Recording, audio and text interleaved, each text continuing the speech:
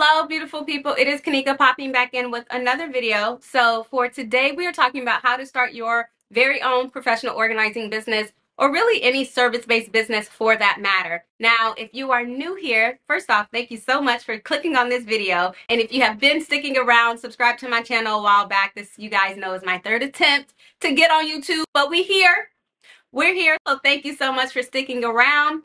But yeah, we're going to be talking about how to start your own professional organizing business or any service-based business. Now, before we dive into all of the goodies of this video, I need you guys to do me a solid. Go ahead and like this video if you find it helpful, subscribe to my channel, and hit that notification bell so that you can be notified every single time we post a new video. All right, y'all, let's go ahead and dive in. So you want to start your own professional organizing business, right? And so I'm going to give you some very tangible action-based steps that I want you to implement. Now, I've done the same exact things that I'm going to share with you at the start of my journey of launching my own professional organizing business. I have been in business for about 3 years now, and I have hit multiple six figures. In fact, I was able to leave my corporate job within 10 months of launching my professional organizing business. So I know a thing or two, and so hopefully you find these tips action-based and helpful for you as you are starting on your journey of launching your own organizing business. Now, here's the first thing as it pertains to starting your own professional organizing business, or again, your own service-based business, because they do go hand in hand.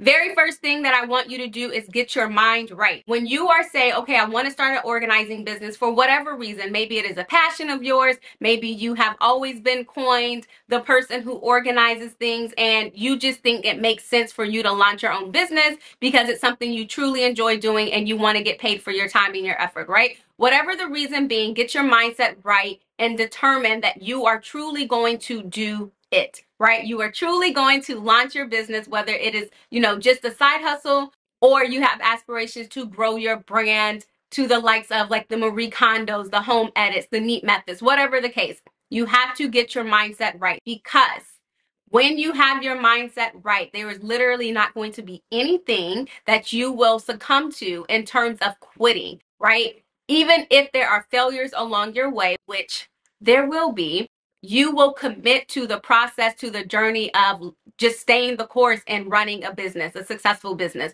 So your mindset literally has to be A1, no exceptions whatsoever. Okay, so now that you've gotten your mindset addressed, let's go ahead and dive into some of the more tangible things, right? Now, the very first thing after you've addressed the mindset is going ahead and getting the back end stuff in order. So what I see a lot of times with professional organizers is that, okay, they say they want to start an organizing business and they literally just go, right? You start working on a website, you start talking to people about your business, you start going into people's homes, and you haven't really addressed all of the back end things of your business, meaning you haven't registered your business, you don't have a business license yet, you may be operating out of your own personal bank account versus establishing a business bank account. You don't have an EIN number. You haven't set up your Google business profile. You haven't really set up the back-end logistical things. And so that's what I want you to do. The very first thing after you have addressed the mindset is the back-end stuff. So like the things that I've already referenced, I want you to go ahead and register your business, right? Go ahead, register your business with the state. This is going to be, are you going to operate as a sole prop? Are you going to operate as an LLC? Are you going to operate as a partnership, right? Register your business. The second thing is you need a business license. A lot of people are just walking around, going into people's spaces or whatever your line of work is as it pertains to the service-based industry. You're just doing the thing and you ain't got no business license, friend. The third thing that I want you to do as it pertains to some of the back-end things is apply for an EIN number. This is kind of like your social security number for your business, right? And you need this number for different things like setting up a bank account. You need an EIN number for your business to do some of the more formal things as it pertains to running and owning a business. And so with that EIN number, again, you can now establish a bank account, which is another tangible thing that I want you to focus on. A lot of times people are commingling their business expenses with their personal expenses, and that can get messy, especially as you continue to grow in your entrepreneurial journey. So you want to make sure that you are doing that stuff up front so that you are not going to put yourself in a bind later on when it comes to tax time, working with a bookkeeper or an accountant. You don't want those problems. And so just start it off proper at the beginning of your journey, opposed to trying to clean it up at the middle or end of when it's actually time to deal with money and finances and things like that for your business. Okay, so we have addressed mindset, and we have addressed some of the back end things that you can be doing that are very tangible as you are working to start your business. Now, that back end list is not all exclusive. There are still other things that you can do, like setting up a Google business profile, coming up with a business name, so doing your due diligence to research, looking at Google, looking at the United States Patent and Trademark Office, right? Doing your due diligence to make sure that you're coming up with a name that is not already claimed, that is not being used by someone in your city or in your state, right? So there are other things that you can do in terms of the back end pieces of it. However, the ones that I mentioned, those are, very forefront, very important, and you don't want to skip any of those things. Now, the third thing, right? Because we've addressed mindset, we've addressed some of the back end things. The third thing is to start talking to people. Talk to your network, your family, your friends, your coworkers. Let them know, hey, so-and-so, I started a professional organizing business, or I started a plumbing business or a landscaping business, whatever the case, whatever business you just started, let people in your personal network know that you started a business and you are looking for opportunities to work with clients to build your portfolio. Now, you may be thinking, okay, Kanika, cool, I can let people know that I started a business, but how do I start to build my portfolio? How do I start to build my clientele? You are going to go to some of the people in your personal network that you would actually enjoy working with, and you would tell them, hey, I started a business. I'm looking to build out my portfolio, my processes, get my time management down. I would love to get some, before and after photos. Would you be willing to collaborate with me so that I can get those things, but I can also do the service for you for free or discounted, right? And again, because these people are in your personal network, y'all, 9 times out of 10, these folks gonna say yes, right? They're getting a free service from you. The only thing that is, required from them is that obviously they let you in to do the work. They are going to allow you to document the process. They are going to allow you space to learn, develop a process, to kind of experiment with their space. They are going to be willing to provide you a testimonial, and in return, you are extending this service to them. This is amazing, right? Because like I've mentioned, you're going to get your time management down for how long different spaces take you. You are going to be able to develop a process as it pertains to the work or the service that you're providing to these people. You are going to be able to develop a portfolio so that you can talk about the services that you do and post about the services that you do. You are going to be able to get reviews from the clients that you've worked for. And you get to tap into that person's personal network, right? Because at the end of it, you're going to say, if you really enjoyed this experience, I would just love for you to talk to your personal network, your family, your friends, your coworkers about the experience. And then that way you get to leverage their people for your business. And that is how you get to that word of mouth marketing, right?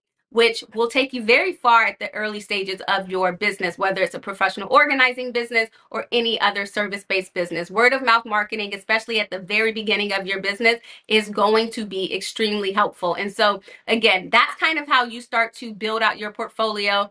And the reason why I say do it for free is because, again, you are trying to develop a process. You are trying to build out your portfolio and your clientele. You are trying to get your time management down. You're learning during this collaboration. And so it is mutually beneficial for both you and the client. And again, because you are probably operating this as a side hustle, you're probably not too stressed for the money at the very start of starting your organizing business. Okay, so now that we've addressed that, right, you're talking to your personal network, you're working on building out your clientele and your portfolio. Now it's time to focus on some of the branding aspects of building out your business, right? Now, when I say branding, I know you're going to think about your website, you're going to think about your color palette, your fonts, you're going to think about, a logo. And yes, those are pieces of creating a brand identity, the visual aspects of your brand. However, when I say focusing on your branding, I want you to focus on your mission, your vision, your core values, your most ideal person that you would just absolutely love to work with, right?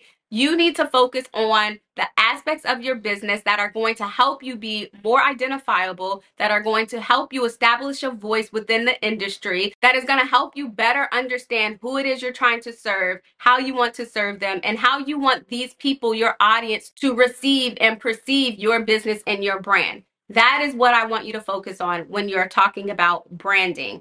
Now, the reason that I'm mentioning branding after you've started to work with some clientele is because by this point, you probably have an idea of some of the clients that you've worked with, whether for free or discounted or just, lower prices, who you truly enjoyed working with, some of the spaces that you really enjoyed doing versus not doing. You're learning during this phase, right? So now you can come to the branding component with a better idea and understanding of like who it is you want to serve, how you want to serve them, who you don't really want to work with, the spaces that you enjoy working versus the spaces that is just like, not so much, right?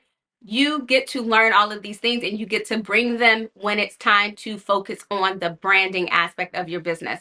Now, when I say the branding again, really understanding who that ideal person is that you want to serve. You cannot skip this. A lot of the businesses that kind of struggle to book clientele later on in their journey or to market their services or to show up on social, it is because they skip this key component and they truly don't know who they're trying to sell to. So they're trying to sell to everyone. They truly don't know what to say because they haven't really done a good enough deep dive into their most ideal client. And so now they're struggling. But if you focus on branding at the very start of your journey, you'll really have a solid understanding on how to show up, what to say, who to say it to, where to show up on, like what platform or what, form of content you need to be showing up on. You're going to do yourself a major service if you focus on the branding at the start of your journey and not the brand identity pieces so much. Okay, and then the last thing that I want you to focus on is claiming your domains and claiming your social accounts, right? So your domain, now that you have done your research, you've done your due diligence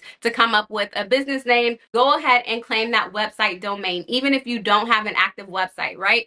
The reason being, you just want to make sure that you have it, that no one else can claim it, even if you're not using it right away. And the same is true for the social media handles, right? Go ahead and claim your Instagram, your Facebook, your Twitter if you're going to have one, your TikTok if you're going to have one, whatever the case. Now, I'm not going to dive too much into social media marketing right now because I think I can reserve that for another video because that can actually be pretty lengthy and I can go into great detail as it pertains to marketing your professional organizing business on social media. So if you guys would like to see that video next, go ahead and let me know in the comments and I will be sure to record a video on that. Because I again have some juicy tips that I know will be helpful as you are working to gain traction using social media for your business. All right, y'all. So these are the focal points that I want you to really address as you are working to start your own professional organizing business. Like I've already mentioned, I have built a pretty successful multi-six-figure professional organizing business here in Atlanta, Georgia. And these are literally all of the things that I have done in my business to get me to this point. All right, y'all. Hopefully this video was helpful. Like I said, if you found any of this helpful, any of these tips action-based, tangible that you can implement right away, please do me a favor, like this video. And if you have not already, you guys already know what to do. Subscribe to my channel, hit that notification bell so that you can be notified every single time I post a video. And until next week. All right, beautiful people. Bye.